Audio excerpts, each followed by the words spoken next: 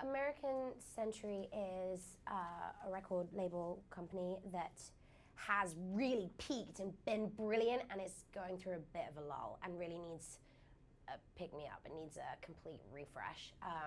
And my character is a young woman who is actually an assistant at the office, but is much more ambitious than that, and actually kind of ahead of her time when it comes to understanding what music is and what it does to people and how it affects people. And I think that's probably why she's at the company to begin with. I think there's a spark in her that people realize, like, oh, there's something about this girl. And ultimately, throughout the show, she definitely, proves that she does have a good mind for understanding music and what people need and want from music.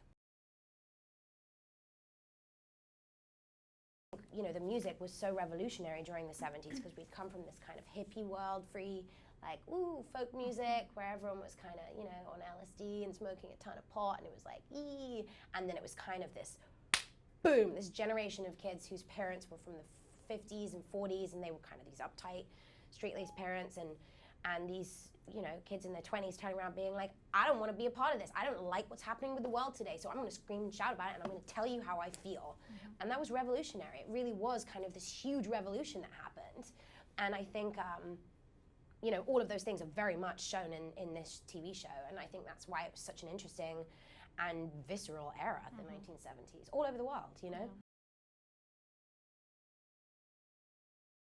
I mean, I'm a huge Iggy Pop fan. I think The Idiot is one of the greatest albums ever. David Bowie. Oh. That's gonna make me sad.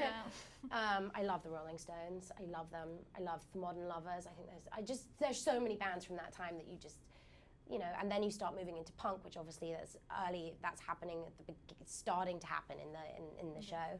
And then you start getting into television and the Ramones and like all these incredible bands that just had so much to say.